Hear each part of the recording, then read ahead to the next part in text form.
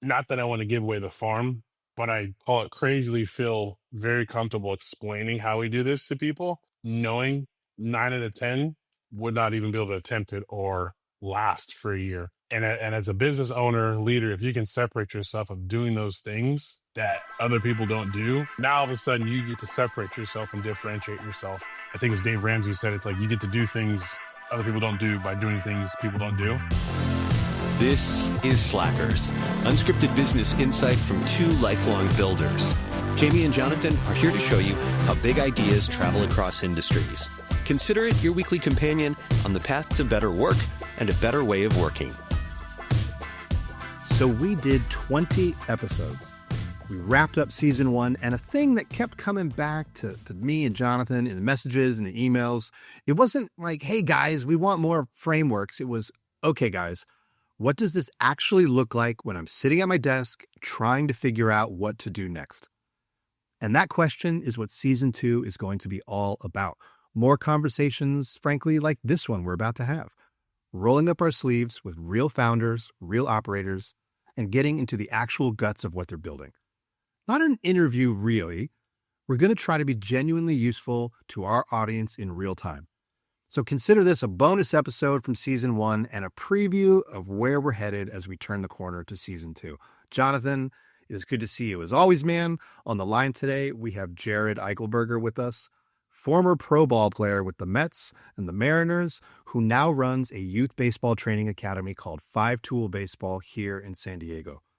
8 coaches, 20-plus league partnerships. I mean, it is a real operation. And like a lot of founders who've gotten past the early survival stage, he's at this really interesting point where the next set of decisions will probably shape what this thing becomes. So Jared, thanks for being here, man. It's good to see you. Welcome to Slackers. Out of the gates, who are you and what do you do? Jaime, Jonathan, thank you for having me on. It's my pleasure.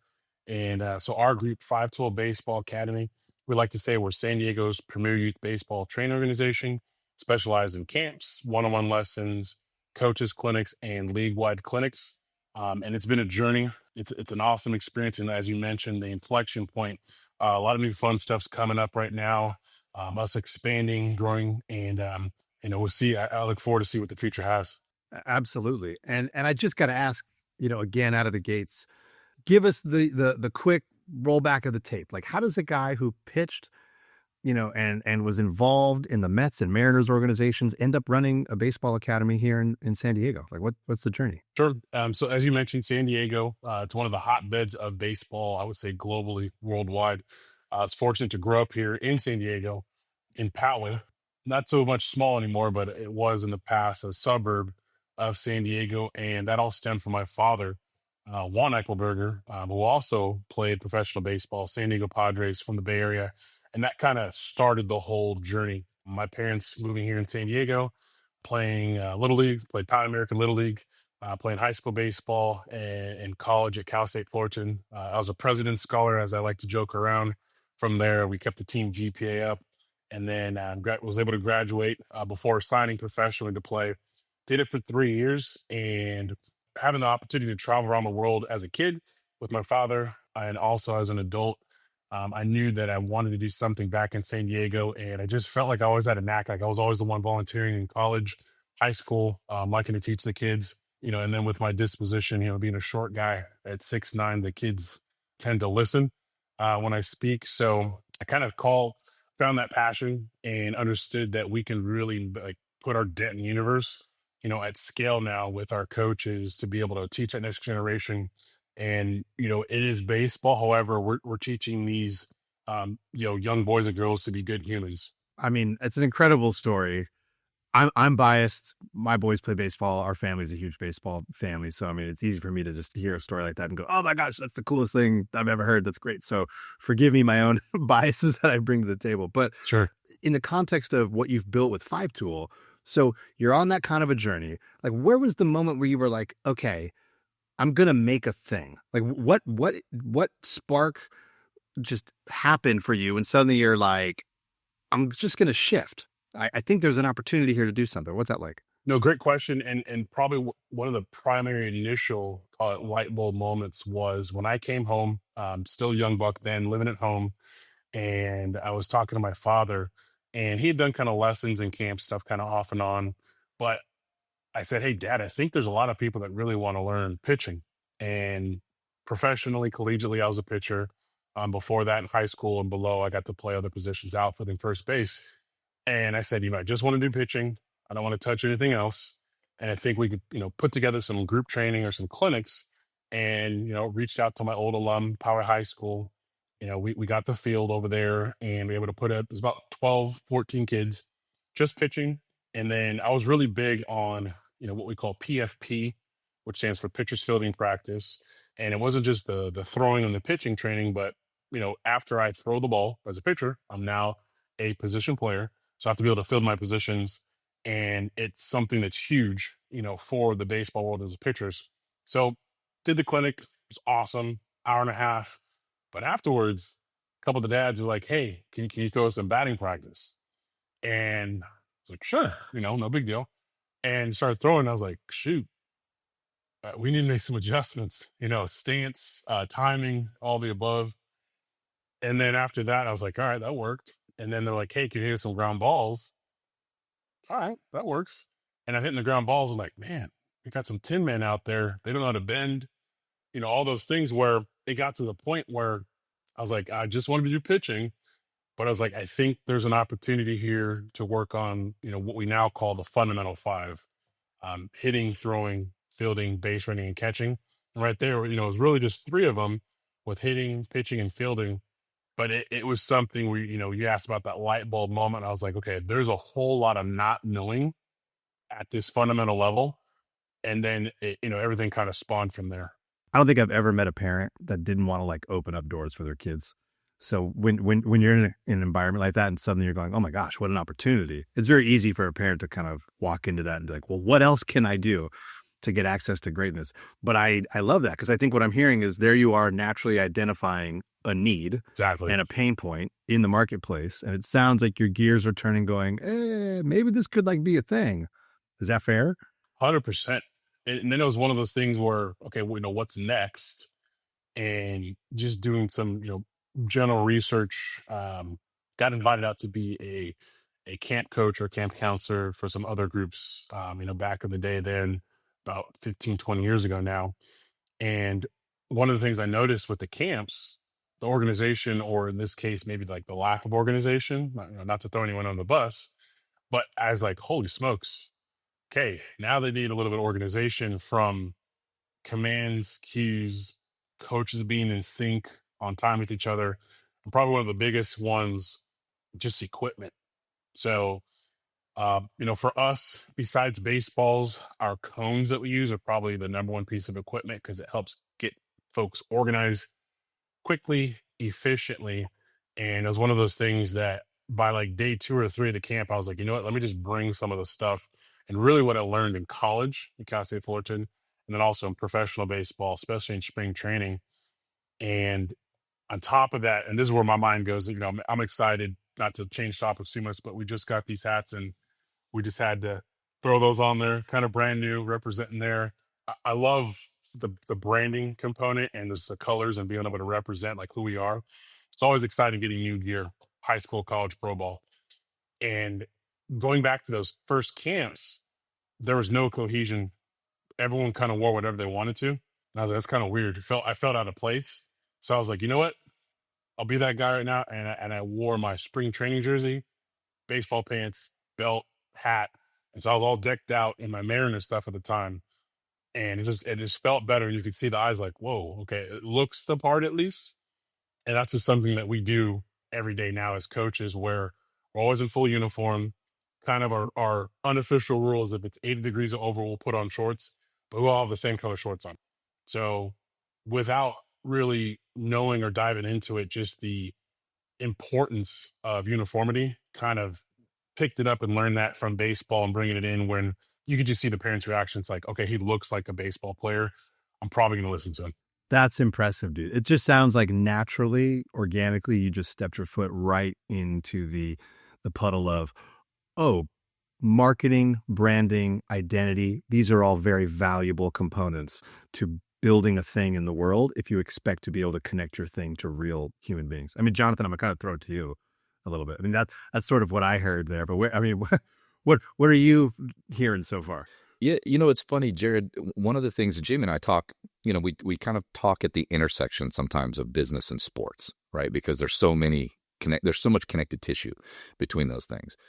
And one of the things that for me at least is always interesting to think about is for most of us, we don't really start that journey of like figuring out what our career is going to be like until we're out of high school, right? Like that's kind of where that journey begins for us. We start like, all right, what can I do?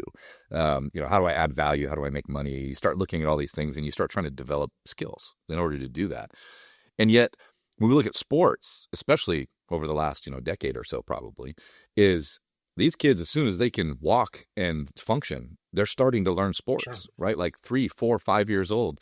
We're seeing kids out there with balls, kids out there with golf clubs, kids out there with bats and hoops and everything else is like developing these skills.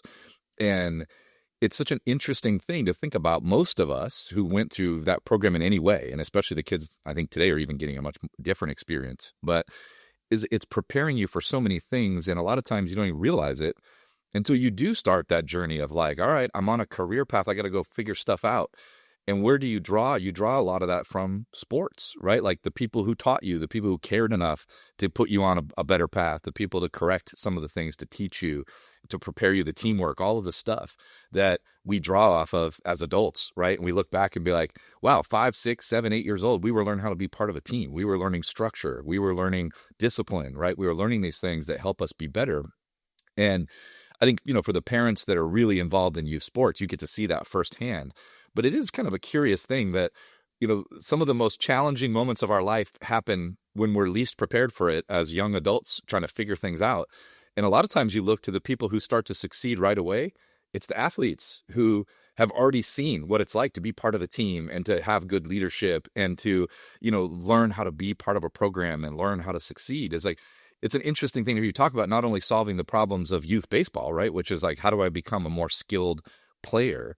But also the life pieces that come with it that you get to touch, for a lot of these kids, you get it in that moment in their life where this is where they're learning all this stuff and they're learning it from you and your team. It's like you're building some very successful future folks that are coming through your program. I'm curious as you look at it that way and you think about like, I'm able to influence these kids' lives maybe for forever, right? As part of what you're contributing to them. I'd love to hear your take on like how you see them approaching that, how you see your role in that. And this is much bigger than just like, hey, it's a first grader playing baseball. This is like a life skill that you're giving them. Oh yeah, 100%. And Live in Effect just left camp, for us to be able to talk. And it's fresh from my mind. We just had opened up camp for spring break Monday. One of the first things, and it's kind of a pet peeve of mine, when the ball players walk up to the field and they come in the gate, I'm looking at who's holding the bag. Okay. Not on the finance side, but I'm looking at who's physically holding the bag. And one of the things, we'll joke around with the ball players and say, hey, little Johnny, where's your bag at? Mom or dad's holding it. I was like, the only way you can get on this field is you got to carry your bag. And sometimes the kids are like, oh, okay, and they'll get it. And then sometimes they look at us like, and they turn slowly. And I'm like, yeah, man, you got to carry your bag. And it's like, unless you fall over and it's because it's too heavy, then we'll help you out. Here, let's try it on for you real quick. And we kind of put them in positions quickly where there's not a lot of room for discretion. And they realize like, okay, I absolutely can take it. Parents, in the background, give us a high five. And that's probably one of the first call to life lesson that, the ball players are learning as soon as they get into camp. Second thing, when it comes to uniform, at our camps, again, going back to the branding, we're really big on the hat and the shirt. So the kids will get a hat. This is actually a preview. This is our summer hat we're going to be having out there. And they also have a shirt and has their name on the back of it. And we joke and say so that, we're not saying, hey, you all day. We actually get to call you by your name. And one of the first things we address is like, we got to make sure our shirts are tucked in to our uniform. And that's part of whether it is a profession or just looking the part. And, we'll ask them, like, hey, how many guys are, Padres fans or, jokingly, whatever team it is, get the hands up there. And I was like, have you guys ever seen any of those ball players with their shirts untucked during the game, you give them the parameters. So someone will find an outlier. And, during the game, those shirts are always tucked in 100% of the time. And which direction are our hats? Are they? Are they sideways? Are they backwards? It's like, no, they're facing forward the entire time. And they're like, okay. And then all of us coaches, 4 or 5 of us, we show them the same thing. Okay. So now they're starting to get the buy-in of like, okay, this makes sense. I need to probably follow these guys. They look the part. Another big one when we talk about, kids learning these life skills, a lot of these ball players, they'll come up to us and, we notice right away. I'm always looking at feet, your shoes untied. And, we get the foot, sticking out in front of us. And so 2 things happen. They just put the foot in front of us and I look at it like, what do you want me to do with that? I need my shoe ties. And I was like, no problem. And I helped them walk through it to start over a full sentence. Excuse me, can you please help me tie my shoes? And then they're like, okay. And I start over. So I'm helping them. It's like, we got to be able to communicate, what we need, what we want. And then they finally figured out. And then I'll flip it on them. It's like, okay, hey guys, and look around. Who here knows how to tie shoes? And I'll get 6, 7, 10 hands go up. And I was like, go make a friend. And so now they're not just, learning how to communicate. They're learning how to engage and interact with other ball players quickly. And at the same time, that other ball player is taking on the leadership role and they're excited to help. And then, they'll help them. And, hopefully by day, 3, 4, 5, that little guy or girl, they know how to tie their shoes. So, as you were talking about, not just the baseball skill set, but all the life skills that we get to learn and that we get to impact players, like we say, in a hurry, whether it's a 1-day clinic or the camps, I'm up at 4 or 5 o'clock in the morning every day. Gets me excited. And people are like, what are you doing? It's dark outside. I was like, this is awesome. What we get to do. And that's a big thing, we'll talk about that later. It's not that we have to do this. We get to do this and we get to impact a lot of people's lives in a hurry. I love hearing the passion in the storytelling and the retelling of all of those examples, because something we do get to on this show often is the underlying kind of purpose and the underlying why of why we try to do the things that we try to do anyway. And to reflect some of that back to you, I think for people listening, if they're going, oh man, that's a great story, that's so interesting, but I work at like a copy company that does this thing over here. Well, we're still talking about purpose and having a real clear understanding of why are we doing what we've decided to do with our work or our art or our projects. And so I kind of want to just acknowledge how valuable that is to be clear-eyed of purpose, which means as an organization, there's an assumption in that saying, hey, have you gone through the exercise of getting really clear-eyed about that in the first place? With whatever your work is, there's because, hey, there's value in that. And then the other side, and I'm hoping I can kind of just walk you into this, is you're still running a business. People are writing you a check to go deliver a service. Now, how do we connect the purpose to the operation? So I'm wondering if maybe you could just talk for a little bit, just trying to get under the hood of the business, like 5-tool baseball as a business. What are we talking about? Kind of unpack the business components with us for a second, if that makes sense. Yeah, sure. So right now, annual revenue is about 500,000, and then that's supporting the coaches. And with our unique situation, we have some guys that there's about 4 of us that this is what we do year round. But we also have the flexibility to be able to have guys that are just seasonal. So we have some professional guys that come in during their off season. Same thing with college, and then some guys that can only work. We have a couple high school coaches. They can only work outside of the high school season. When it comes to the services, when we first started, it was just one-on-one lessons. And that was kind of the no-brainer. I can help one individual out one at a time. And then very quickly after that was like the camp. So like 1-to-many in that group session. And as we've grown, the 2 biggest services that have grown are working directly with leagues. And right now we're about at 40 different leagues we work with. And it's fun to say, we're here in San Diego, we're in Arizona, we're in Hawaii, Chicago, Detroit, had opportunity overseas in Europe and Austria. And that wasn't just overnight. With the connections, the growth, realizing like what we're doing, is this working? Continue doing that. If it's not working, we got to move past it. So as far as like services, one thing, we're dabbling in now is just with our gear and apparel. And I think it's it's evident with the youth baseball that kids like to show up and show out. And as a baseball player, when I played, loved having the gear, as the kids call it, the drip, all that stuff, being proud to wear that and excited to wear that brand and what it stands for and means. So we've slowly started to integrate being able to have like extra hats, shirts, beanies, other things that the coaches are wearing that's available to the kids. And probably the best,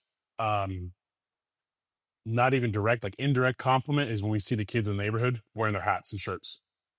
So, and I think that if anyone, that's ever worn a brand, whatever that is, and you see it out in the wild, but you happen to be on the end of that's yours, that's the coolest feeling that someone, didn't toss your gear away. It was kind of an afterthought. It's like, I was excited. I had a great experience.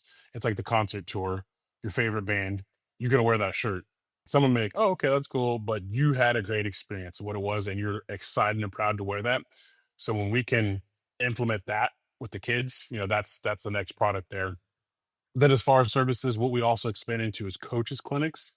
We talked about the not knowing, essentially with Little League Baseball, Pony League Baseball, Cal Ripken, any recreational league, 101% of the time it's volunteer. And we say that jokingly so that there's a lot of people that, I raise my hand, I'm out there because my son or daughter's playing and I'm available. So what we found is there's a lot of, it's primarily dads and some moms too, but there's a lot of coaches out there that willing, but they may not know how to coach 12, 6-year-olds, 9-year-olds, 12-year-olds, which is 3 completely different age groups. I know we've talked about this before, but of that 12 kids, 3 of them, they're going to be all-stars by the time they get to 12, 10, 11, 12. 3, we joke, they're saying they're on the fence and they thought they signed up for soccer. And then you have 6 that it's a mix. And your job as that coach or manager is to, one, make them have a good experience, want to continue to play baseball. We almost say, like, if they're learning something in baseball, that's a bonus. But to create that environment and atmosphere as a coach, it's one of those things that it's like invaluable. And it's kind of our way of our passion that you guys have described to me is like being able to like emanate that through other folks. And so going back to the products, that's one of the things we're starting to work on is like, okay, how do we replicate ourselves, make it evergreen in like a digital format? We're excited going on those ventures of like, okay, this is us, this is our package, having some kind of interactivity, whether it's online videos and forums, and then being able to, showcase that. So from the beginning of Leslie's to where we're at now, I don't know if I would have predicted this, but that's what keeps it exciting for me. So let me try to say it back to you to make sure I've got it, because I'm hearing roughly $500,000 in annual revenue. All the products you have in the market today that or the service that you're selling essentially require you to be available in the real world. You're doing some version of training or coaching, and you're physically going to places to deliver this experience, right? Like whether it's Austria or Chicago or here in San Diego. You have a mixed roster of full-time employees and effectively independent contractors. So resources that you can spin up or down whenever you need to, based on need. There's sort of an apparel merchandise product that's sort of floating there, maybe on the edges, and maybe that becomes more of a thing, but you're kind of piloting that, it sort of sounds like. And maybe what's wrapped around all of that is you are exploring the idea of the digital versions of those things so that you can reach some level of scale that I'm guessing doesn't require you to get on an airplane or get in the car and go somewhere. And it also sounds like there are a few decisions that were made around who you serve, right? So there's serving the players, and vis-a-vis their families is sort of a customer profile. There's serving the coaching community. That's another kind of customer persona or profile, right? And obviously, you have to sort of serve your independent contractors because you want to keep talent in your pool that you have, access to. So you're doing that. I mean, 100%. So those are multiple kind of, who I serve personas that you're dealing with. Does that all sound accurate? Am I missing something? Am I misclassifying anything? No, that's all spot on. And I think, maybe the only one to add and differentiate are like the leagues, that we talk about. Oh, yeah, absolutely. Yeah, the leagues. And that's just something where, league relationships is important to us, through sponsorship, through clinics, being there, answering questions, Because at the same time, that's a volunteer board, Right. and that's, 20 different backgrounds of whatever they're working with, but their goal is to serve that particular league. Yep. So it's one of those things where if we can be a fan just from like experience of being at board meetings over the last 20 years of what we've seen other, works for other leagues, that's one of the things, we look to aim and help out as well. Jared, one thing, it's a great story, right? Like these are my favorite stories, which is I'm in an industry I have personal passion and I am connected tissue to. I saw where there was gaps and I could help, and that I'm trying to add value to everybody in that ecosystem. Like that's a great combination of reasons to get started on something, right? Like sometimes people struggle with like, well, what's my thing? Like, what's the next thing I'm going to do? And sometimes looking at it through that lens can be really helpful, right? Which is like, what do I love? What skills do I have that people value, and how do I help impart those skills into an industry or a genre that I care about, like baseball? And the story sounds awesome too, because you're like, all right, I made this transition from professional baseball into kind of coaching. I'm building up this staff. I'm adding these services, and I'm expanding. But like one of the questions I'd have too is like what's been one of those moments where you're like, all right, I'm on the edge here of like, do I keep doing this, or like, is this just not it, right? Like I think most of us go through that, right? When we're trying to build a new thing and we're trying to, we have a vision of kind of like where we're trying to go, but most of the time that's kind of a rocky journey, right? Like we very rarely just have everything work. Every step just gets better and better. Like sometimes we got to back up, or we got to question if we're on the right path, and all these other things. It's like, I'd love to hear you talk a little bit of maybe about just like one of those moments where you're like, yep, I'm at a crossroads here, and like I either need to, take a moonshot and hope it works, or I need to make some different bets, or I got to refocus on something, or something that forced you to kind of like evaluate the path you were on and decide that as I press forward, you can get to, where you are today. 100%. And there's two things that stick out with me. And, as we mentioned, we started, or myself, doing one-on-one lessons, so one-to-one. And within 4 to 5 years, Joe Cliche, a great problem to have, there's only one of me. And with that said, getting to the capacity of being able to fulfill the demand kind of dovetails into the next one, is like, okay, bring in on the other people. So first starting with just myself, where, when I was in my mid 20s, energy through the roof, I'll knock out 80 lessons in the week, no problem. Wake up, sleep for 2 hours, all the above. But then just as time went on and then demand, increased, it was a point where it's like, this is something like, how do I do this? And one of the first things was, as simple as it sounds, but it's important, like just scheduling, where it was a phone call, a text message, to phones getting blown up, where I was like, okay, I got to figure out some other kind of system. One, how do I make this work? And then two, I think one of the first tools that I ended up using was like Google Voice, and we still use that today, where it's like keeping a separate number. And it was just to, personal and business to, separate that. Like, how do I do that? After that, it became, okay, I literally had a physical calendar on the wall, and that was something that's like, okay, I can see this, but they can't see it. So then that graduated into Google Calendar, and then, tried different iterations of that, creating a separate calendar for different locations. And then, what we currently use is a system called Acuity Scheduling. And I want to say that Squarespace has purchased that, people buying up each other. But I think we have like 41 calendars right now that we're able to manage and organize on that. And that's, they're not sponsoring me or anybody, but it just works. And it's one of those things where we can keep it organized, where all of our lesson coaches can see what's happening. They get a notification. The fans get notifications. We can track stuff to say like what months work the best.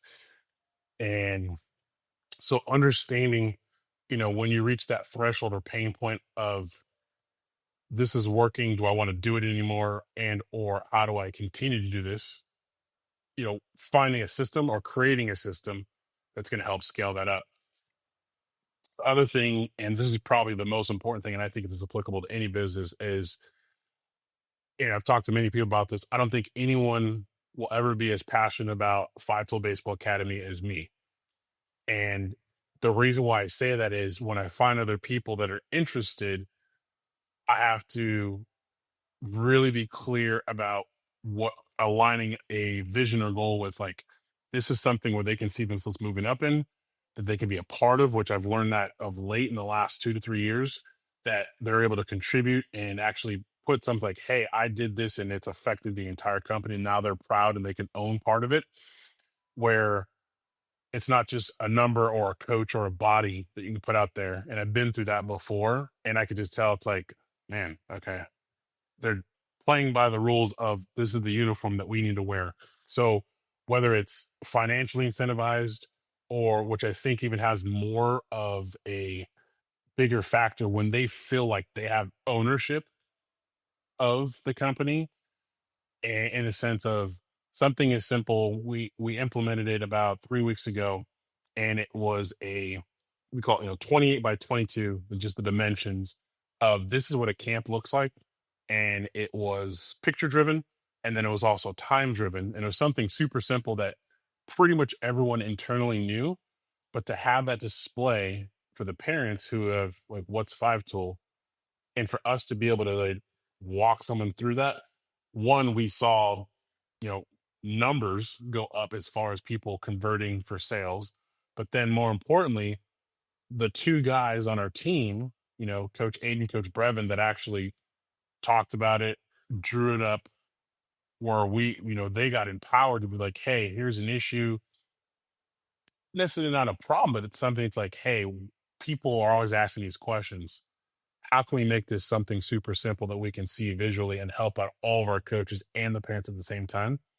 So being able to task them with kind of sketching it out. And I was like, guys, sketch it out. Let me know what you think. I'll clean it up for you guys. And then it went to print.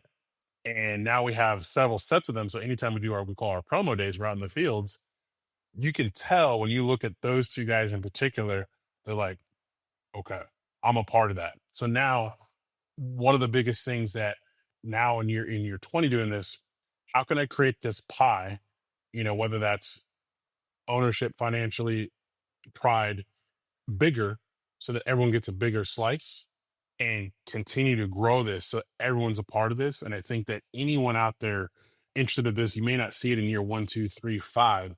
There's going to be a point, if you're doing something right, you're going to need more people on board, and you need to have a shared vision, a shared passion, and then allow and empower the people to help build that. Like, you're the guiding star, but the more you can get other people on board, and this is something like you talked about as a team, our goal is to win the championship, all different backgrounds, especially when it came like pro ball and college, guys from all over the place. How can we all be on the same page? And once you can do that, then it gets really fun, where it's like someone has an idea and it's like, that actually might work. Let's try it. And then now people are like, okay, they said I can at least try some. Now their wheels are turning. So now I got 4, 5, 10 other people thinking the same way. It's like, how can we make this better for us? And it becomes less of a me thing and a we thing. So now, and then it just starts to grow exponentially. So that's the exciting part. We're getting more of our guys contributing, versus, we backtrack it, going back to the original question, like some pain points where, how do I get other people on board? And now it's hard to describe. It's exciting because it literally is a team of guys working towards the same goal. I think we've also just established with that answer that Jared is psychic, because you literally just like answered the question I wanted to get to somehow, which was, hey man, you've gone from like a solo operation to having a roster of coaches and support players and resources to do the work. And I was going to ask, like, how do you bridge the gap from going from like, oh, it's just me as founder, owner, operator, to suddenly like, oh, I can trust that a team around me represents my brand, and I feel comfortable having them out there doing the job? Because that's really hard for a lot of founders, operators, when you feel, I mean, we talk about this a lot on this show, where like one of the biggest traps for people who view themselves as senior leaders, the CEO, like the CEO mindset, often you are like your own worst boss. Because if you as like a leader decide that you have to be in every single activity and be part of every single decision, then you're not making CEO decisions. You're like living inside the business. But it's about acknowledging that that's difficult when you're the founder, right? Because at some point you have to decide, how do I become the person who's guiding a roster, a stable of trusted resources and assets that I feel really good about? And you just went there. You just said, well, you get them to buy in. And we've touched on this on the show before. Accountability, extreme accountability, ownership, feeling empowered, having people feel like they're connected to the underlying, mission, vision, purpose, all that. I mean, I love that you just went there. So I never asked that question. You already answered it. I didn't even know. But I also want to go back to one of the, not only just a customer persona that we've identified, which is like the little leagues, I want to kind of acknowledge, again, something for anybody listening here. As an operator, whether you're inside an organization or you're founding or running a thing, every decision you make, every yes that you say as an operator is a no to something else. So for example, I love, and sometimes we miss that as we're building, 100%. but like you by design made a choice. You said, I'm going to decide to focus on recreational leagues, not travel ball, not elite high octane training. You said rec leagues. That was a decision. That wasn't like accidental. So I'm sort of advocating for being intentional with defining who your customer persona is in many ways. And also at the same time, acknowledging that yes was a very explicit, or I guess maybe implicit, no to that other thing, which is we're not going to go do this. And that's an important distinction, right? Because if the goal is to try to level up and grow, you're going to say no to a bunch of stuff. And that's sort of, that's a mindset that we often talk to leaders about, where it's like people who are successful in life and who reach, the highest of heights, they say no and quit things all the time. They just say no and quit the right things because they know they need to focus somewhere else. So, Jonathan, I'm kind of throwing that to you because I hear that. And what I would love to know more about is, so in the stack of customers you have today, just from an economic point of view, a revenue point of view, who's your most valuable population? Is the lion's share of the revenue the families and the players for camps and clinics, or is it the coaches, or is it something else? And I mean, Jonathan, I'm sort of looking at you going like that. Help me frame that question maybe a little bit better at what I'm kind of getting at. I feel like you can mind meld with me here. Yeah. There's a couple things I want to touch on even maybe before we go there. Is just like, Jared, a lot of the things that you talk about, right, is when you're building from, I'm an individual, like if you go to your days of like, I'm doing one-on-one training and maybe I'm working 80 hours a week grinding on that, right? Or whatever the number is, right? Is it one, just acknowledging that, because sometimes as people are thinking about like, I'm going to start a new journey. I'm going to go do this new thing. I'm going to pave my own way. Is that initial grind is something that not everybody thinks about, right? Like, is it, you got to be all in, right? That all in is tough. Sometimes you can't, like, I would imagine that trying to build the business you've built by, instead of coaching 80 lessons a week, you were doing 10, you may have never got there, right? You may have never gotten to a point where you're like, I'm grinding so hard, I'm building this so strong. It's like, I have to expand because I'm never going to be able to go to that next level where, sometimes people got one foot in, right? And it's really tough to lean all the way in and make it work when you're like not totally committed in the first place, right? And I say that maybe to people who are listening who might be thinking like, yeah, I'm going to try my own thing. I'm going to stand up my own company. I'm going to start my own business, whatever it might be. It's hard to do that for 10 or 15 hours a week and get where you need to go. And like, so I just want to kind of call out that statement you made earlier, being like, yeah, I was doing 80 a week, and that's, sleep if I'm lucky and eat if I can. And after that, I'm grinding, right? Like, and that's like ingredient number one of building a great thing is that, right? Being willing to just grind all the way through in the beginning until there's no other option, right? Of to take the next step. So I think that's an interesting thing. And I think the other part too is like, in so many ways, you framed up the culture that you're building at your organization is absolutely meaningful, and it reflects you, right? It's not you saying, this is the culture I want this to be. This is the culture that I walk every day, and I want people to walk with me. And as my business grows, we all walk together and look like this and behave like this and do these things. And it makes it possible, to Jamie's point, right, as a founder, it's tough, right? It's your baby. And all of a sudden you realize like, wow, my baby, I haven't really even checked in with them in like a week. And I hope everything's okay because I can't be involved every second of every day. And what you find is the great leaders that you're building are showing up, right? They're saying, hey coach, I have this new idea. We tried this new thing today and it worked great. Like, I think we should put this through the whole program or whatever. And like, they're helping you raise your baby instead of wondering who's got my kid today and what's going on, right? Like that's as a founder, you have to navigate that in a comfortable way, is saying, I'm building a vision here and I'm helping to coach people up to help me raise my baby, is kind of what you're doing, right? And this is the village that you build to go raise the baby, and that you hope that as you extend to Chicago and all these different parts of the world, that that your baby's in good hands, right? Because the people that came along with you believe in the stuff you believe in, and you show that every day. So I just kind of, for people listening, those two ingredients are so critically important to the launch pad of your vision, right? Is be willing to grind at the beginning, be willing to walk the walk and exhibit the culture that you want to have in your organization, and then coach people up that are inspired by that and want to behave that way, so that you can trust to level up the organization as you go, knowing that you're always going to be in good hands, because every layer of people is been trained by the ones above them, and they believe in it, and it's part of their core. So just for that, I think it's important for everybody to be like, those are really, really critical ingredients to building something that it has a chance of success, because it's all hard. And those things give you the chance to do that. So maybe coming back around a little bit of saying like, okay, well, so as you look at your business and you talk about, I've got these different pockets. I got revenue coming from A, B, and C, and maybe D too, if we count that. And maybe it's disparate, right? So you have more coming from A than B, or more, and maybe C and D haven't really found their ground yet. They're not quite contributing where you want to go. So as an owner, you look down the road, right? And to Jamien's point, you say, okay, I'd made a bet. Like, I picked a path for where we're going to succeed here. And as you look across those revenue streams and maybe the various opportunities to expand, like, how do you put focus on, like, okay, day-to-day stuff, my team's got to cover this. I'm looking at where are we 2, 3, 4, 5 years from now? Like, where are the spaces we're going to move into? And so, like, what have you proven now where you feel like, I've got this one really sorted, and these other ones, I have to decide, do I fuel these things, or do I find other ones to stand up?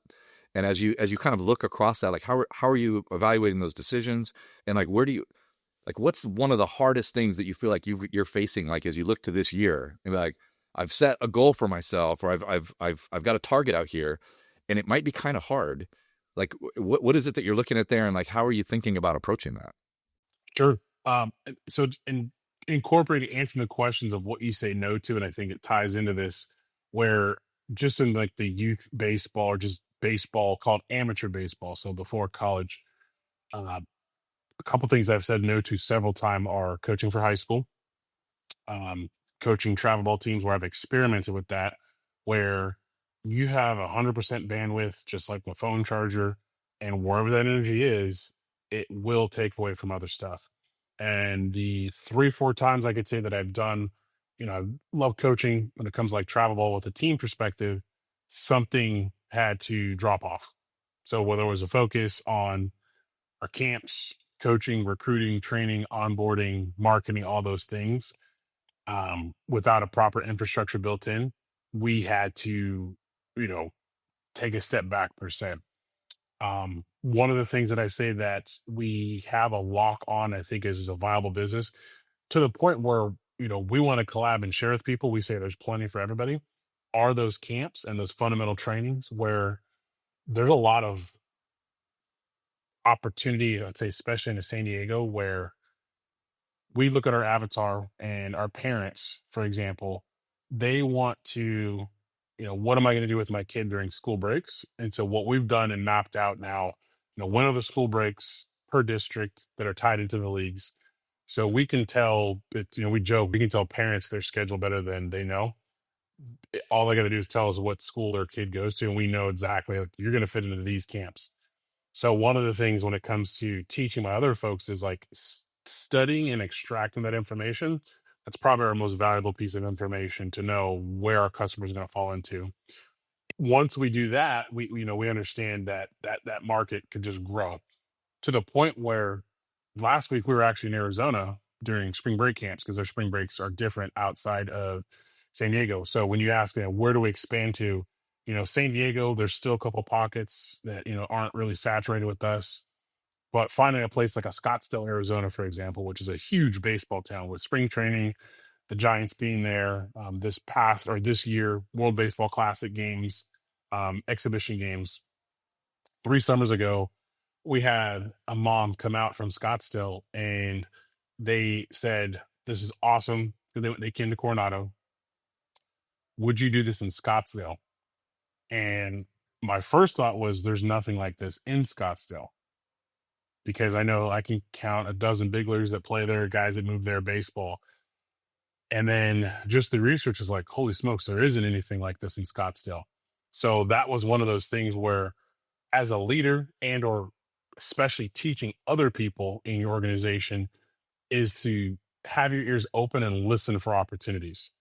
If I could say anything else, where sometimes it can be in the randomest place, but understanding, you know, people will tell you what they want and need.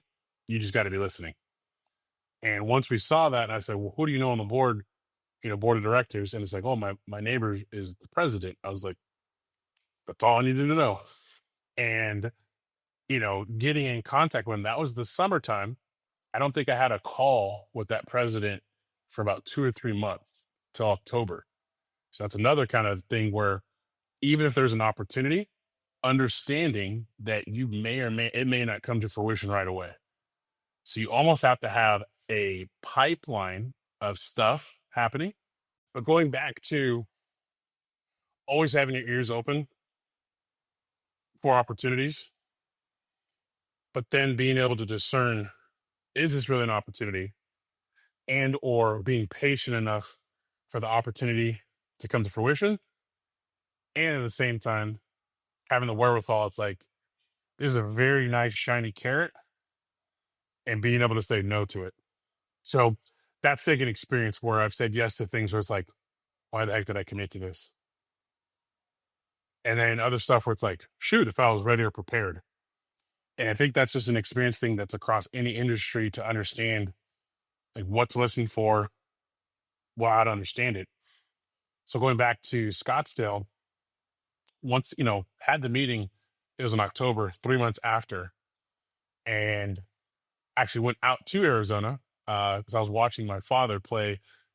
At the time, he was 71, and, he's playing in a men's league game, 65 and older.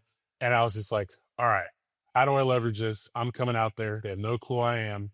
They had one experience with one of their ball players, a league that's giant, 1,200 kids. I was like, you know what? I'm going to leverage my father and also the father-son combination to be like, Dad, can you come out to this breakfast? Dad's like, I'm on it. So we came there, going back to the uniform, decked out in 5-tool stuff. So we walked in the breakfast, U.S. Eggs, great place, recommend it. And immediately like, okay. And we were prepared to be able to speak youth baseball out the gate. And going back to those decisions that we've made in the past, as far as just focusing on like recreation youth baseball, we made it very clear that we don't work with teams, for example, as far as like travel ball teams. And I knew that like Arizona in particular had they're real big on teams. And what ends up happening, we've seen this now for the past 15, 20 years, better ball players will get extracted from those youth leagues, end up playing travel baseball. So when a league hears that, hey, we'll run this camp or this clinic / we're a travel team, there's an immediate red flag. And we figured that out early. So coming into it, that having the references, they kind of saw the star power between me and my father. And then we put on the clinic the following February, the day before the Super Bowl. And we came back in March, that following month, had about 40 ball players out there in Scottsdale. And now it's a staple. We come out there in March and October. So all those factors playing in of like recognizing the opportunity and then having the discernment, which has only been through experience of like, what does this organization, want to hear, need to hear for it to make sense? Can you leverage, at that point, it was my father being out there. So it's just one of those things where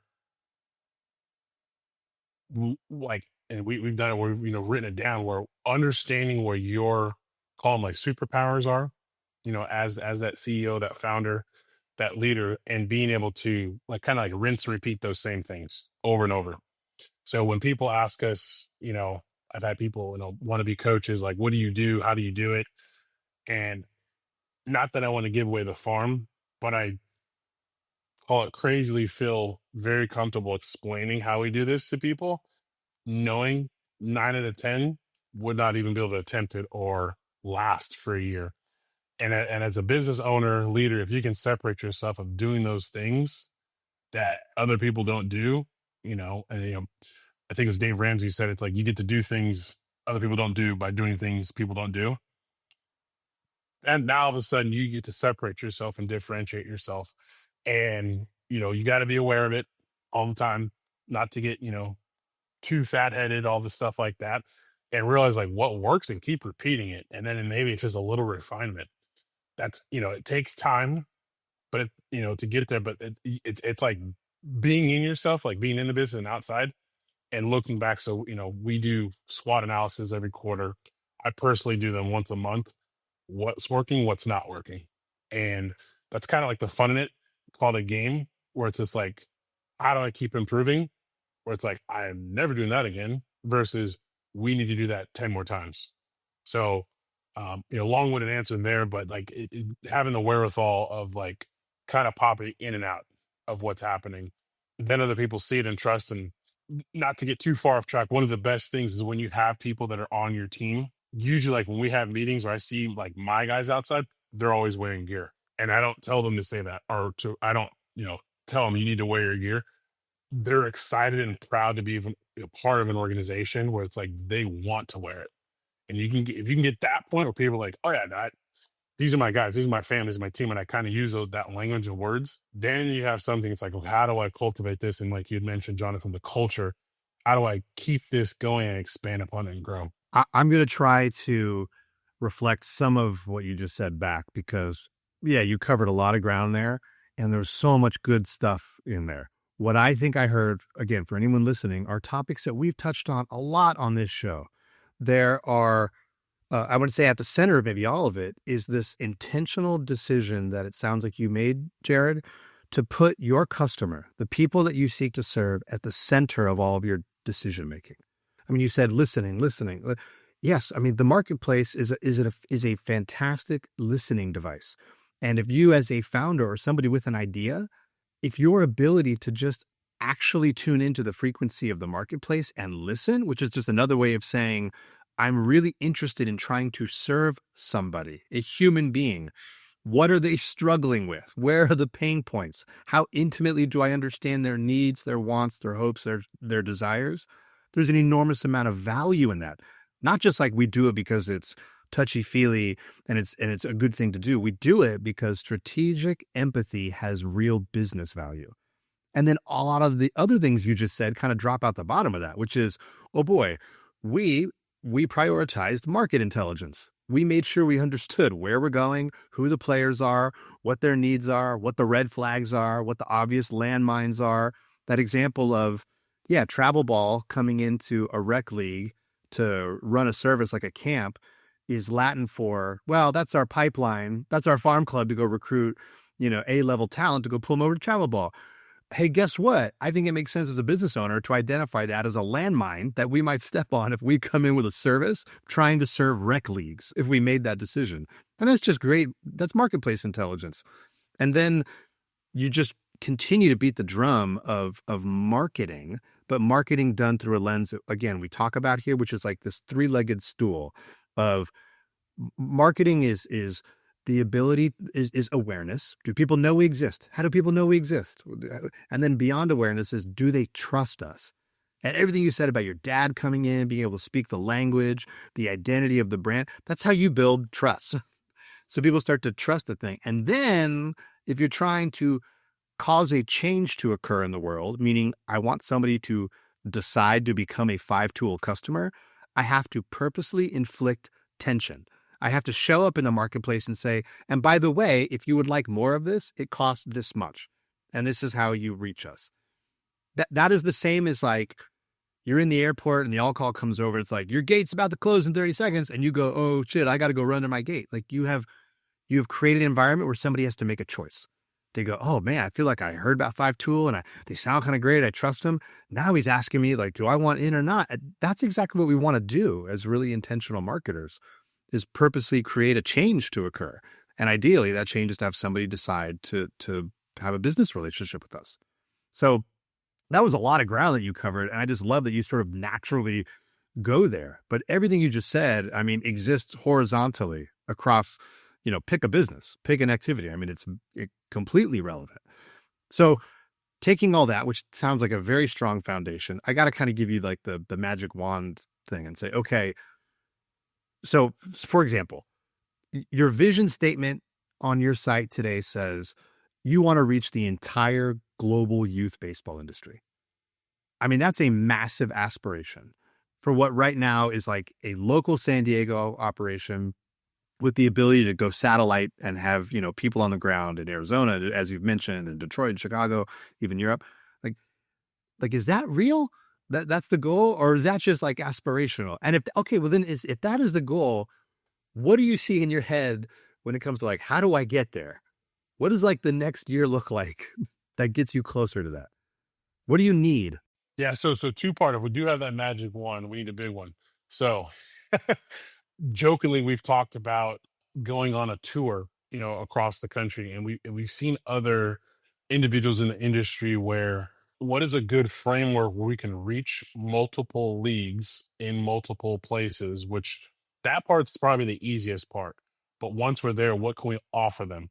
So this is kind of a two-pronged thing. And that's where we go into like the digital space. So once we're in a place and we're in Idaho, we're in Texas, we're in Florida, how else can people stay connected with us? So with the growing of our social media and then also um, online training platforms, I think that's going to be the biggest reach that we have once we are called international, global, continental. So it's understanding, kind of looking at that same pain point of that youth baseball parent and ball player and league administrator. How do we have a successful season? How do we have a fun season? How do we want to get these kids coming back for the next year? How do we get them just to develop skills? And a lot of those things that I just mentioned are pretty objective in our eyes, where it's not changing too much, where we feel comfortable putting it in, digital format, static, where we can present that as an opportunity for folks. Um, Additionally, we talked about our cones and other products where we don't want to compete with bat companies, glove companies. That's a crazy market that, that would take a whole lot of bandwidth and energy to do something else. But we've looked at what are some things that we use almost intuitively without thinking, but we've noticed when we present them, especially for the first time to leagues, like, holy smokes, you guys just ran 100 kids or 80 kids at this age. No one's crying. Everyone's having fun. They're organized. How did you do that? And we started looking at that. So, and like I said, working on a couple different products where these are objective things where it doesn't matter what language, so international, what age group, this is going to be applicable to everybody. So we're thinking the reflector on the freeway, the highway, that works everywhere. Car light shines on it. So that's where our head goes when we talk about reaching internationally. It's like, what are things that it doesn't matter if you want to, are planning on, have an interest in playing baseball, coaching baseball, being a part of youth baseball. How can we help that and service that with those folks? So with our head in that direction, it's a really just a matter of planning and implementing it, which we're starting to do now, and really diving into how do we reach those people. So like from a strategy standpoint, we're working on growth right now with our social media, so people just know who we are. You'd mentioned like awareness, who we are, and then being as consistent as possible, whether it's the uniforms, the sayings. So when people recognize us, it's like, oh, those are the guys that do XYZ. Last weekend I was at Mission Bay and we had a promo day, and probably one of the coolest things, 30 seconds within getting there, setting up our pop-up canopy, it was actually the photographer taking pictures for the kids, walked up to me. He goes, hey, you're the guy that was on Instagram teaching the kids how to select the bat. And I was like, maybe, but it was cool because I had never met him. The reach got there, and that just happened to be a case study where they saw it and they recognized it. One, because I was wearing the same uniform as I was in the video. And then two, he was just like, he said, I heard your voice. And it's like, I just listened to this. That's crazy. So being on that side of the coin is kind of a cool feeling. And it's like, okay, it's starting to work. And with anything we've done the past 20 years is making sure we understand, and that what I make a huge purpose of, I don't care if it's something super small with my team, is acknowledging them and understanding it's like, hey, that made a whole lot of sense. That's working. Jonathan, to a point you made a couple minutes ago, talking about like incorporating my guys.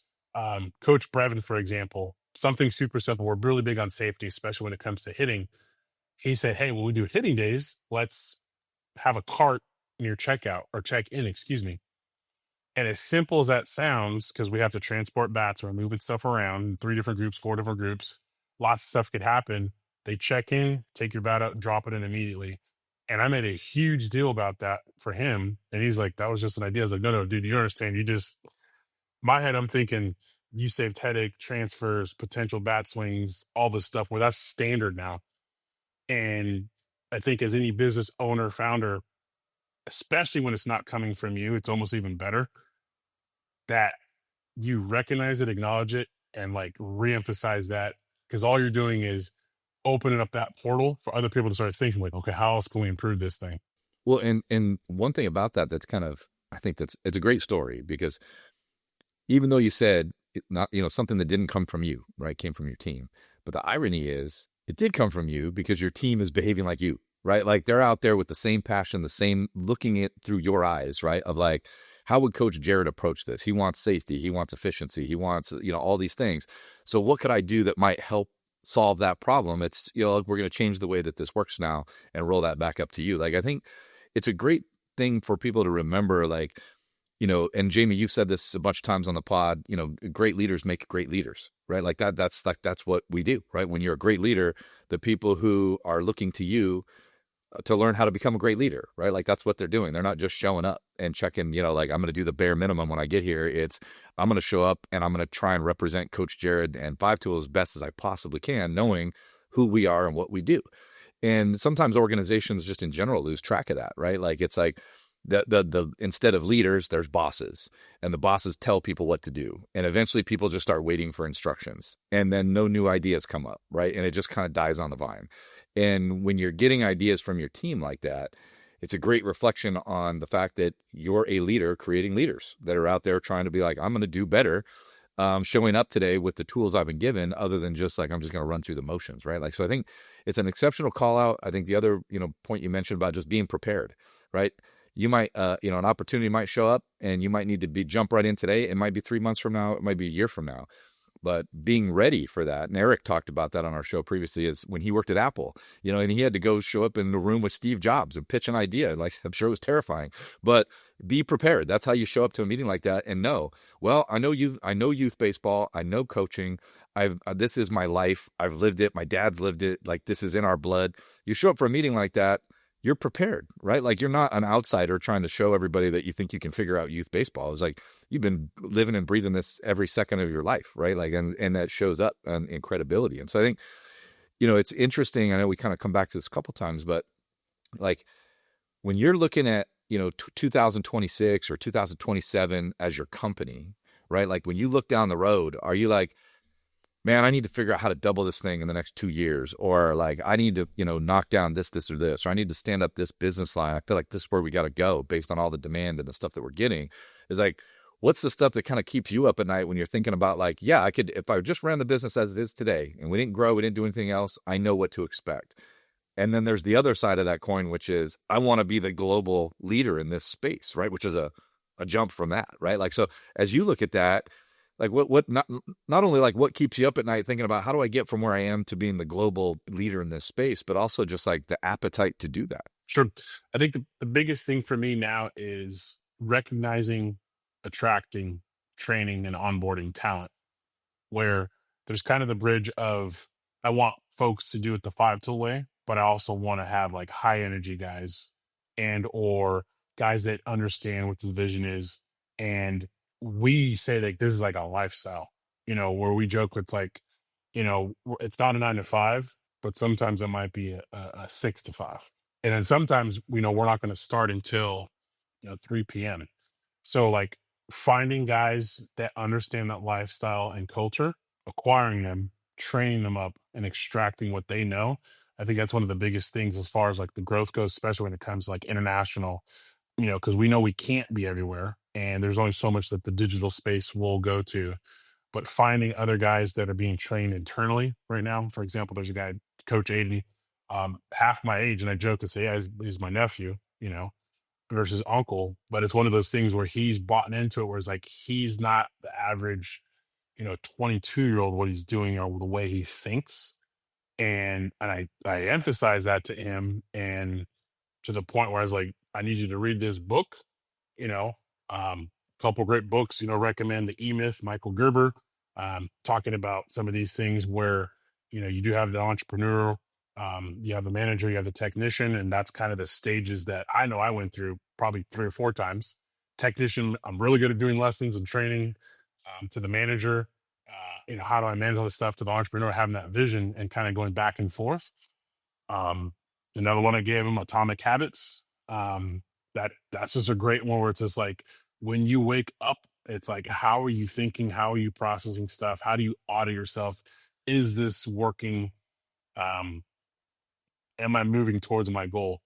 And going back to finding those guys that have that same shared vision, and even training up some of those guys having those same shared vision, where their personal goal may be slightly different. And I expect that now than mine, for example. Because one thing we have is we have coaches taught from my father who, he's 72, to guys as young as 21, with a very big age range of guys.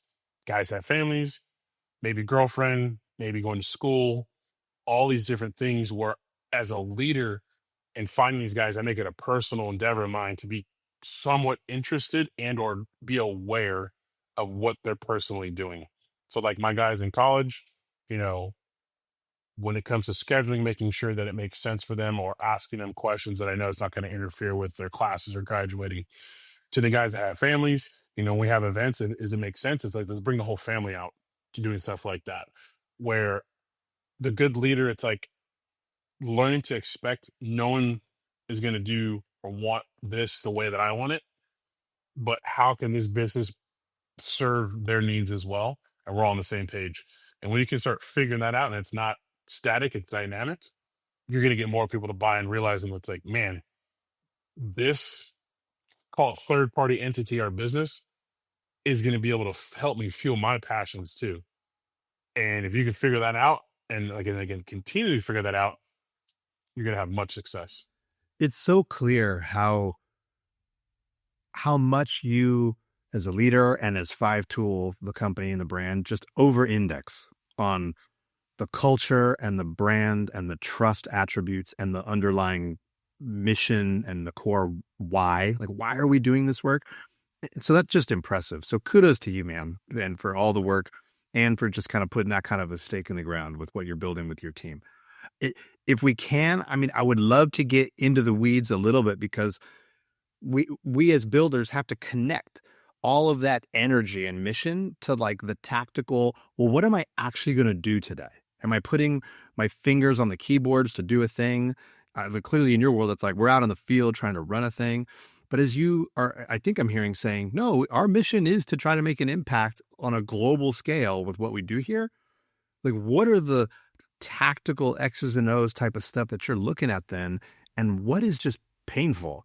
Like when you go to work and you're not on the field, are you going like, well, it's all got to be about social media or some version of marketing? Or is it like, I got to go figure out this new tech because we got all this pain over here. I'm not really trying to do that. Like what hurts at that level of like, what am I going to do today to advance this business towards that vision that is not me on the field running a thing? Great question. And it's taking the time, and I call this like kind of auditing, where it's just like looking at my day. This is kind of Atomic Habits, where from James Clear, when I wake up versus when I go to bed, what am I doing? Very easy, especially with these devices, having alerts and bells and whistles. The initial response, because I think I could do it the best, is to answer every text and email that comes into our accounts. And that was probably one of the biggest things of pulling me out of some of these tasks, that aren't necessarily utilizing my best skills for the business. And at the same time, having other people understand that and buy into it and like be excited to do some of those things. So finding the right people that want to respond and be customer service oriented with all these folks. At the same time, these families realizing that you may not have a specific answer from Coach Jared, but the person you're getting from the Fiatal team is just as much as an expert in whatever you're trying to ask or need, if not better. My job is constantly finding those things that, again, where's my energy best used? And is there someone on my team that can do this? And if that is the case, how to set them up for success. And once I started doing that, I could extract myself from some of these tasks, free up time, business is growing. From a tactical standpoint, I know that, again, call it my disposition, the size, when I'm able to speak to folks, whether it's individuals from different leagues or we call them like super parents, super moms, super dads, to be able to kind of acquire, like I'm the one that casts out the net and also kind of seeks out where this business direction is going, whether it's a new league or we need to reemphasize or adjust this clinic, pulling that in for the league or for our group, and then being able to, all right, coach A or team member B, this is what your role is with this new information or this new business that we just got. At the same time I'm doing that, training up a couple guys to do the exact same thing that I'm doing. Because again, it's not quite there, but it'll be at a point where some of the things where it's like, is this something, call it templatable? I know it's not really a word, whether that's an email or text, you find yourself saying or doing the exact same things. It's like, can I make this into a template that someone else can forward out and then expect these types of responses and get to the point where it's like, I'm almost removed from the equation of the decision making. I'm not sure if it was Jonathan or Jamie, you're talking about decision making. When you actually can remove yourself from that process and empower the people to do it, it makes your life easier. And you really can just check, hey, that was good. You know what? Next time, do it this way. And being a boss versus a leader, I think it's really important. You're saying how someone can improve versus you did it wrong. There's like a shot collar where it's like, oh shoot, now they're very apprehensive to try to do that again versus, hey, next time, this was great. We call it the sandwich method, something they did well, something that they need to improve on, and then finishing up with like, you know what, keep doing this because you're the one who found this league by, going to the fields randomly while you're walking your dog, over at Kate Sessions, that kind of stuff. And you happen to have a hat on. For us to be like, hey, we're outside, don't be afraid, wear your stuff. People are going to ask what it is. We try to make it, nice for that reason. So really I see myself as training up other people and helping them to become decision makers and auditing my time to see, is this something else that's moving the business along? Or is this something else that, whether it is an automation or it is something else where one of my other team members can do that? My job is I want to see if they can do it better than I can. So I want to see if they can do it better than I can do it. And if they can, that I know is like perfect. And then to the point of, hey, let's adjust this, where they start making, again, suggestions of what happens if we sent this out, this, welcome email at this time. And then we have a follow-up, because sometimes, like we send out an email and when it was just me or in the beginning, before I kind of let go of those controls, I'd miss something super blatant, super easy. And I was just like, I look back and I was like, how did I miss that? Versus now I have other people doing something. I might check it.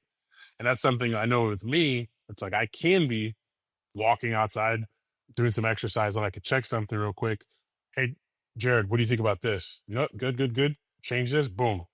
So I look at what that time for me to empowering someone else to do the bulk of the work, and then I could just check off on it. So it's a constant process of becoming more efficient with my time. Jared, with respect to that, right? It's like this is one thing that I keep thinking about as listening to you talk, is that a lot of your day is very tactical stuff, right? Like there's schedules, there's people have to be places, stuff has to be places, team has to be places. There's a lot of tactical things going on every day in your world.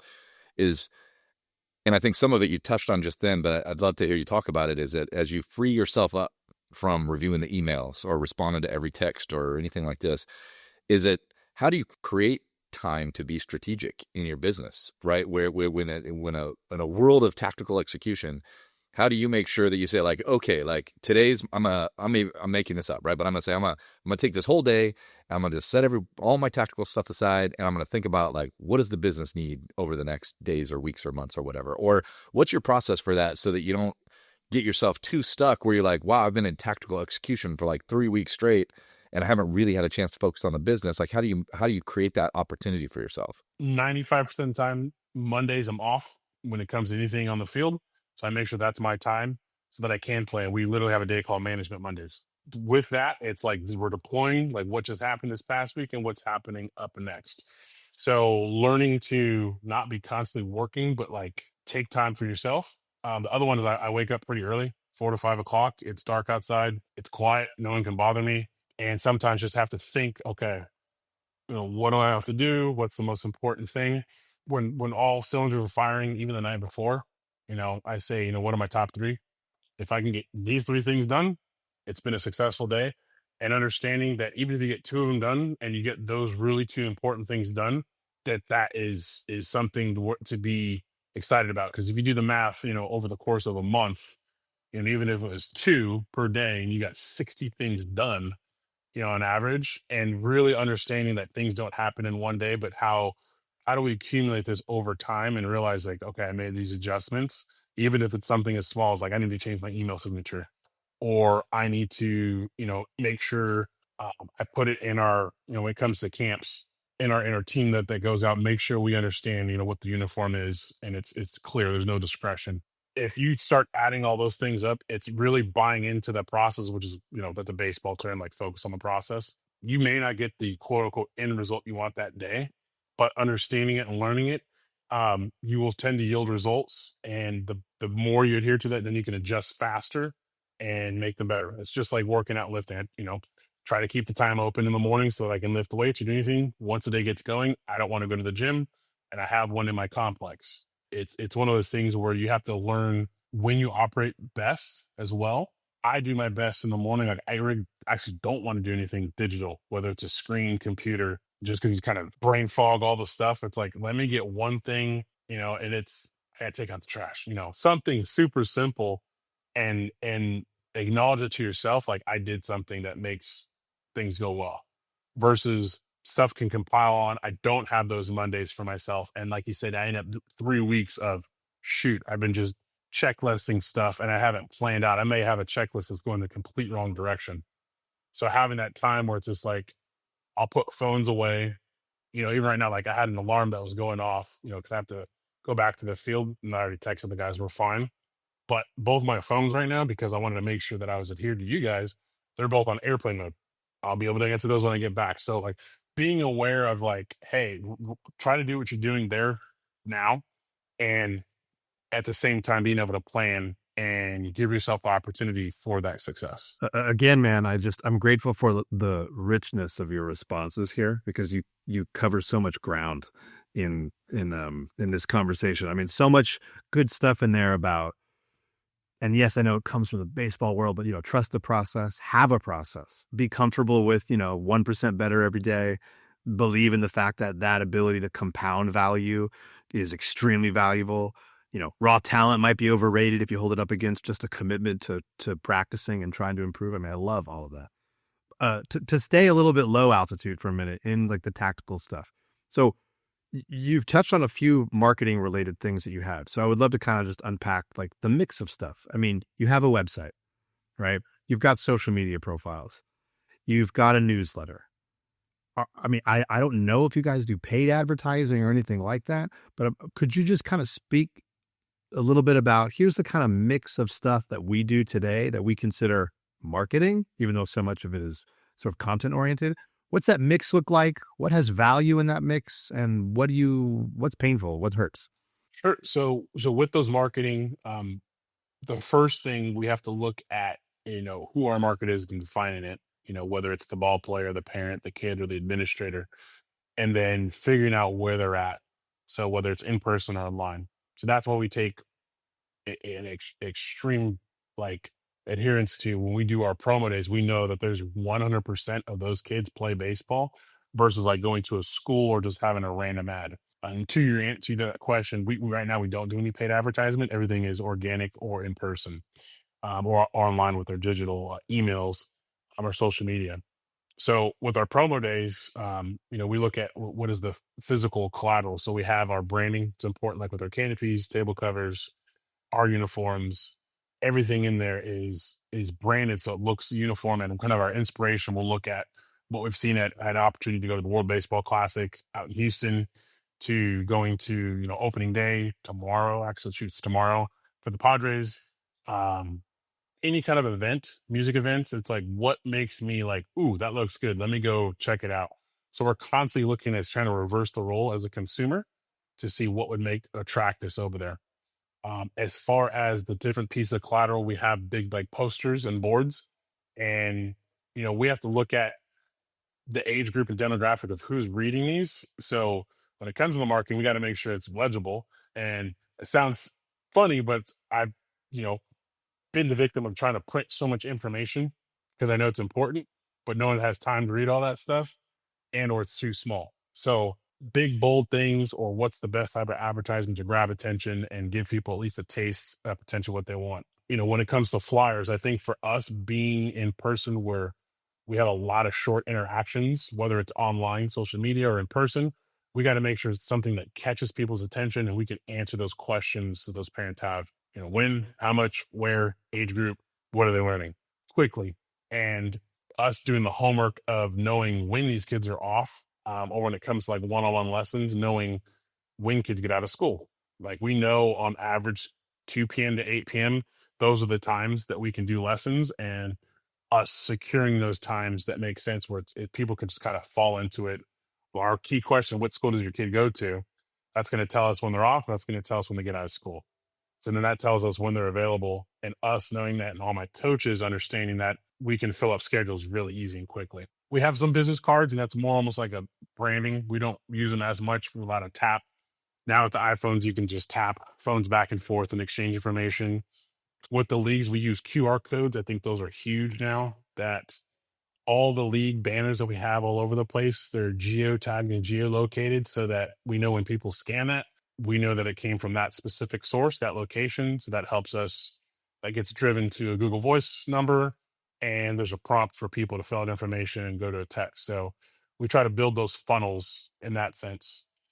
And then with social media, right now we're just kind of experimenting to see what works well. And one of the biggest things we've talked about and touched upon is solving problems. And fortunately, we know we had our first viral video. I think it had like 1.5 million views, and it was something as simple as how to hold a bat and how to size a bat properly. And I remember when we filmed that, it was like, I don't think this is going to go anywhere, but we're just filming content. And once we put it out there and kind of utilizing edits and the Instagram, like the local program, it just blew up. And now we're starting to dive into that more and understand different platforms, what makes the most sense to how to use that. Yeah, I think you guys are, you guys are definitely onto something there. I think, one thing we've talked about too is like, when you have those viral moments, right? Like sometimes almost by definition, they happen somewhat unexpectedly, right? We're all creating content, hoping that a whole bunch of people sees them, but we don't really know exactly what circumstances are required to make them just shoot up out of nowhere. Right. And then like, what do we do when that happens? Right. Like, it's like, okay, well, I can maybe creating more content is good. We could try to do this again. Or if we catch 1.5 million views, how do we turn that into business? Or how do we turn that into an audience? Or like, how do we turn this into value for the organization, for the people? But it's, the way that the world is leaning here too is looking for, credibility and authority on any subject it is, right? As we all lean into AI and other different tools, we're less searching Google and more asking questions, right? And to your point, it's like, all right, it's baseball season again. My kid's growing like always. How do I make sure their bat is still good for them? Like, that's a normal question that people would ask. Like, do I need to buy a new bat, or are they still good? Most parents don't know the answer to that question, right? So they're going to go look. How do I tell if my kid's bat's still good, right? And the way that the system is starting to lean is we're going to go look for the people who actually know the answer to these things, not just some website who listed it somewhere, or Easton has it and they're buying guide or whatever, is that we're actually going to go to the source. The people who train the kids are going to be the ones that we're going to go talk to because they know what's going on. And guess what? Nobody knows if the helmet's the right size, and nobody knows if the shoes still fit, and nobody knows if they need a new glove, and nobody needs, like, you pick your thing, right? Like, most parents are like, what do I need to buy, and how do I make sure it's the right stuff?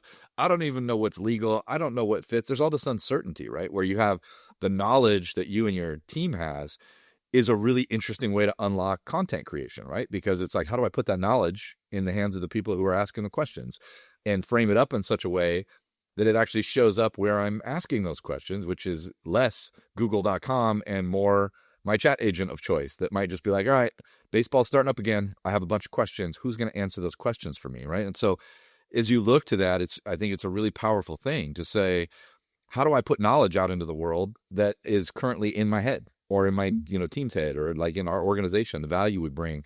Because, increasingly, I think that's the challenge that most brands look to, is like, how do I show that I'm credible and authentic at what I do, right? And like, because that's where that trust comes from that Jamie's talking about, is like, if I'm going to hire Coach Jared, like, I don't want to think that he's in the business of creating a system. Like, we ran into this with, I won't call him out because I don't like doing that.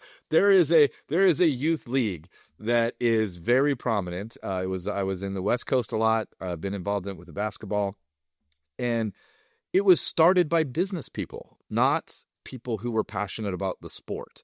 And what you see when you show up to these events is it's the same thing you talk about, right? There's volunteers. So people that don't exactly want to be there are now flipping through manuals to figure out how I'm supposed to train kids. And they don't have the only passion they have is they don't want their kid to be trained by somebody else who doesn't know what they're doing. That's the motivator, right? We want to help our kids. But what happens is those kinds of things you can pick up right away. You're just like, okay, this is a business, right? Like this, that's exactly what this is. I'm here at a business, and the business is focused on the business. And I'll tell you, it's interesting that we're an hour and a half into the conversation, and very rarely, Coach, do you talk about business, right? Even though you're in the business, you're talking about the business, you're focused on the business, right? But what do you talk about? You talk about the kids, you talk about the parents, you talk about the leagues, you talk about your team, you talk about your culture, you talk about the skill development, the life lessons, right?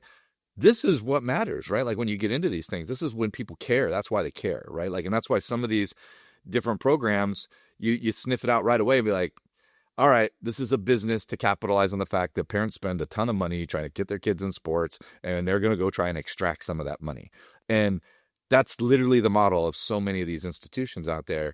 And the benefit you have as you take this to market is like that very transparent credibility and just the authenticity of showing up in your jersey, right? And be like, we believe in this. We care about this. We care about your kids, and we care about the experiences they're going to have and all this stuff. And like Jamie, when you talk about, marketing, you talk about the tools you're doing on marketing, is like a lot of it is just like, how do I get that to a little bit more people, right? Like, so that the decision makers, the people who are choosing to hire you guys, the people who are recommending to hire you guys, that they're coming and being like, man, everything these guys say, I'm kind of about this, right? Like I want my kids to be part of this program. I want to be part of this program. I think if our league says that they, want these guys to be part of our lives, is that you've got the 20 years of grinding this out, of being like absolutely 100% credible, translated completely through your brand. And that the lever then becomes, all right, how do I get this out to that next layer forward, right? Like not necessarily betting on a viral moment, but connecting with people in a place where they're trying to learn more about sports or make life better for their kids, or just take things to the next step, or whatever it might be.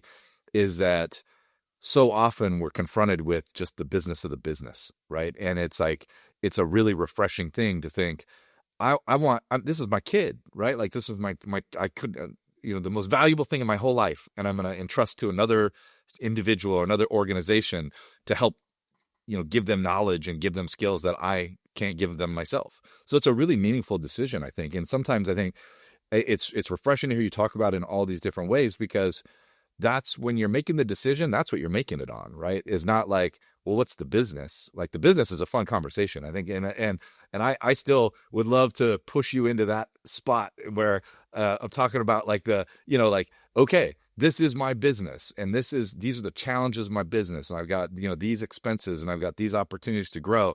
And that, as entrepreneurs, right, when we step aside in our our day to day and we look at the business as a thing, is it's like, all right, I feel like I'm checking all the boxes on credibility, culture, and value, and all these things. And now it's like, you found the way to say like, well, to Jamie's point, the friction is I need to start charging for this, and maybe I even charge more than I used to because my time's getting thinner. And then it starts turning into a structured business that has, like, all right, I'm competing with other businesses out there, right? Like I might get the meeting, I might not. My value exchange might be different than theirs, or however you assess that, of being like, when do I charge more? How do I decide how much to charge in the first place? Like, how do I ensure that I can fuel my business and myself without taking my eye off the fact that this is an extreme passion play for me and I care a lot about the experience? So, I saying all that, I'd love to come back one more time and be like, all right, man, you're looking at your business and you're like, I wish I need a little more margin here. I need a little more revenue here. If I'm really going to expand, I got to make some investments, and these things are all hard.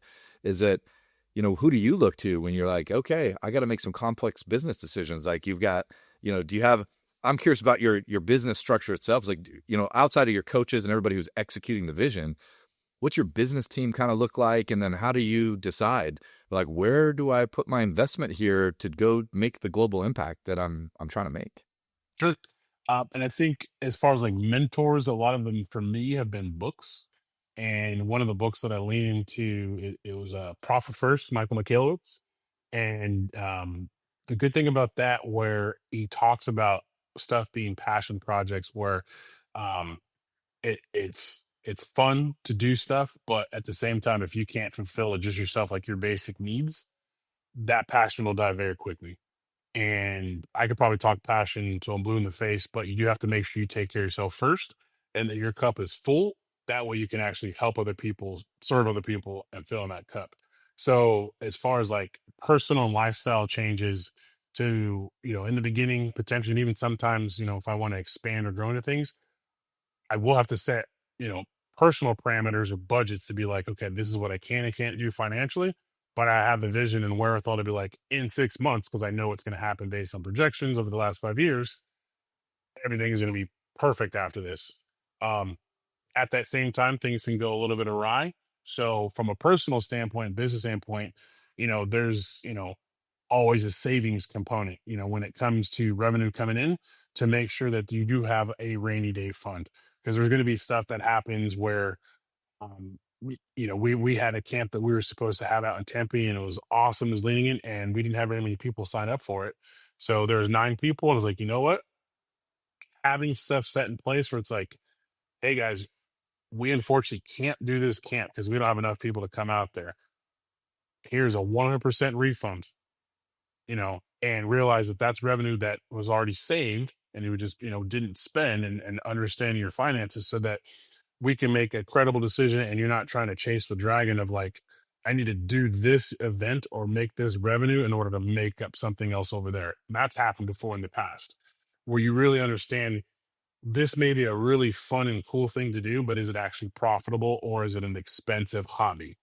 And that sometimes is really tough, I think, as entrepreneurs and business owners, to be like, being able to find or understand that mix of what works and what actually does pay bills, and your job to be able to create that. Where I know for us, camps are like the number one revenue driver, but it also is one of the funnest things to do in driving, where even me, like going back to lessons, I could snap my fingers and in a week I'll have a set of 80 lessons, but that would be a terrible business decision because I wouldn't have time to do other stuff with everyone else. And on paper, outside looking in, it's like, oh man, he's making $8,000-10,000 a month, but it's just like, that's great for me, not for anybody else or the growth of the business. So, you know, simple as a P&L, profit and loss, any type of event that we do, we're always tracking to see, literally and figuratively, did this make sense? After the fact or leading into it. And just the habit of tracking, understanding, is this something we can repeat? Is this something we can grow and scale? Or is this something that sometimes it has a, man, that was really fun, but we're not going to do it next year? And being able to have that discernment and understanding, especially if it's a group you really want to work with, or it's nothing personal, or to understand, say, hey, right now we can't, but we'd love to do this in the future. How to craft that messaging with particular groups or clients or customers so that they understand that, hey, we're not just cutting you off, but it just right now doesn't, again, literally, figuratively make sense. Tempe, for example, we already know we're coming back there in October for a 1-day clinic. That makes sense. We won't host a camp there again, and probably until it lines up with our Scottsdale camp or until Tempe can take care of itself. So those types of decisions, again, it's we go back to the management Mondays and seeing, okay, what we did, does this make sense? This league doesn't make sense. Continue to work with them. What is the environment of the parents and the clients like? Is this something you want to do again? So the other thing, kind of going with, when it comes to the finances, kind of like anything, as you start coming in, the people you work with, they're going to see 500,000 coming in. And that's one thing I've had to learn too, to the level of transparency and understanding. Like, they don't need to see every single detail, but they understand how the business is actually working. When we've had people, we, call them promo days, and $10,000 comes in that day on a Saturday. And I've even had it quoted, and it's like, we do our best that people, clients, employees are going to talk behind, because that's just what happens. We try to keep an environment where that we don't want to. They're like, oh man, Jared just made 10 grand. No, Jared didn't make 10 grand. Five Tool had 10 grand in gross come in, and this is where it goes. So I understand, like, being transparent enough to explain that. I think that's probably one of the most important things where people buy in and understand the system. And I tell them it's like what I do, and it really helped put stuff in perspective. People, I take $2,500 every 2 weeks, and that's what it is right now. Now, yes, I have business write-offs and expenses, things like that. But for me, I know that 5,000 is more than enough for my lifestyle, what I want to do, for what I actually need. And when guys say it's like, and I'll joke to them, man, you made twice as much of me this month. What's up with that? But they understand, it's like, okay, it's aligning what we're trying to do with the growth, and understanding that, yeah, if we went that way where it took all the money, that this company wouldn't last very long.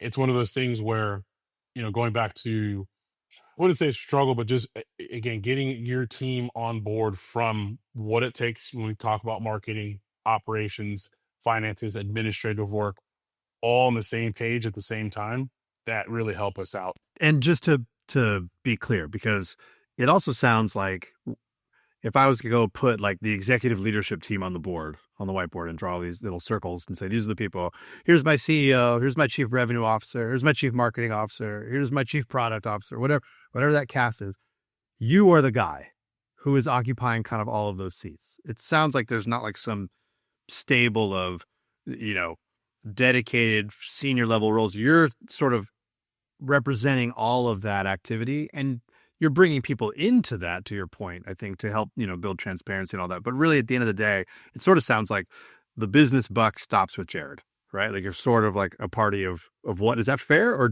or am I misrepresenting that? Yeah. So right now there's two other people that are in the roles of, call them non-coach. Coach Aim's one of them, who is a coach too, where their roles and responsibility when it comes to like administration, scheduling, checks going out to coaches, all that kind of stuff, where it's taking time to, one, be aware of what you just described, understand it, but then help build those roles for people so that they get that your job is as important, if not more important to me, where all those hats slowly getting placed in other people from like an organizational chart standpoint. Got it. And if there's anything, that I would recommend anybody, it's like, the faster you can understand what those roles are and define them, even if you do have 5 of them or 8 of them, is to build out what it takes to run that position, so that you can start attracting and training up other people to be in those roles, so that it's, we've joked and said it's like the bottleneck, for example, how to stop that bottleneck coming, to me, Coach Jared, where other people can make decisions. And I may never know that decision was made, other than the fact that there's a process or system that was smooth without me. And that's taken the time to define it, understand it. Hey, this happens every time we have a clinic. We need to have such and such type of email go out. We need to make sure that that's done almost an automation, and someone's, checking the box where I don't touch it anymore. Got it. And that makes sense. So there is a small cast of characters. There's a little bit of a tiger team around some of those on the field as a coach running the stuff that you have as a supporting cast. And which is maybe a good segue to this, because I'll use that as an example, because I want to be mindful of your time, and we've covered a lot of ground here, today. Yeah. So based on, oh, go I ahead. was going to say, do you have to run? I want to ask, could there be a round two? Because I could talk for like a week. Yeah, 100%. I got to jam out. I mean, Jonathan and I, if not, anything we are guilty of, we would sit on a line like this all day and just have these types of chats. So we're an easy. Yeah, no, I love it. Well, Jared, then just thank you for being here, man. I really appreciate all of the ground we've covered. Yes, we'll figure out time to get you back on the line. But for people who are listening right now, where can they find you online? Where can they find out more about 5tool? Sure. Visit our website. It's 5tool.com, and we're kind of goofy with the spelling kind of on purpose. So it's the number 5, IVETOOL.com. And then also on social media, Instagram, it's at 5tool. Again, the number 5, IVETOOL. And love to answer those questions, whether it's baseball related or business related. Jonathan, Jamie, thank you for having me on here, and looking forward to coming back pretty soon. Absolutely. Thank you, brother. We'll talk soon. Awesome. Thank you, guys. Okay. Well, wow. I mean, that was a lot. I mean, dude, we sat on the line for, close to 2 hours with that conversation. Jared had a lot to say about a lot of different things. We covered a lot of ground. So if you have made it to this point in the pod, thank you for being here. I know that is no small commitment. Maybe you're driving coast to coast and you got to have 10 more hours of listening. Who knows? But thank you if you've even made it this far. Jared had to run, had to be on the field. That's what the guy does. That's what he's hardcore. That's where he clearly is getting his bucket filled. But Jonathan, I mean, what are your reactions? We just wrapped that up. Like, what's top of mind for you after all of that? Yeah, I hope for everybody listening, it's that you receive it for what it is, which is a really interesting look behind the curtain sometimes, where you don't really get to hear a founder sit down and just talk about, what got them there, what they're trying to do, the grind, the hustle, all the commitment, 20 years into it, and still passion through the roof. And it's exciting, I think, for people, maybe even as much today as ever, is maybe facing uncertainty in their career as you look forward. I would imagine all of you listening, certainly most of you, I think, have at least kicked around the idea of like going out on your own and chasing some dream, something you're super passionate about, whether it's baseball or golf or whatever. And to Jared's point, there's a difference between an expensive hobby and a business, and you do have to tease that out pretty quick. But as you're facing that, that potential crossroads of like, do I just go in and do this thing? Listen to some of the things that he talked about, which is that, he's built culture. He's leaned hard into empathy. He's focusing on his brand and his values and his customers and the things that they value.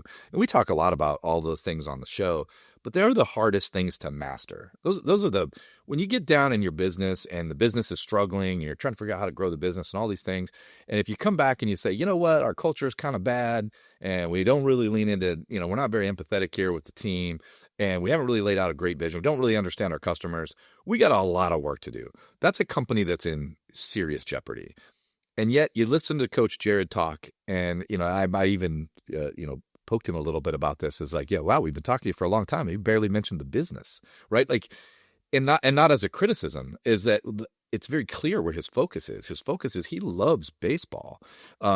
He has a massive, passion for teaching baseball to other people, and to developing life skills that last a lifetime. These are the things he cares about. And so it's a great testament to like, how do you get 20 years into it and be barely focused on the business as the top of mind thing? Is because the stuff he's focusing on is really the hardest stuff. To scale a business that's already invested in culture and empathy and customers and pain points of our customers and the customer journey and all of these things that he values so much, and even organically so. That's how you do it. Yeah, that's how you say, I'm going down this path. I'm leaning into my passion. And that passion means that my dreams, my visions, the values all get extended forward into the people that I bring into this and the customers I serve. And you build a really nice, stable business. And then you can say, how do I scale this thing? How do I apply, business levers to what I've built here and where might my risks be that I'm looking at?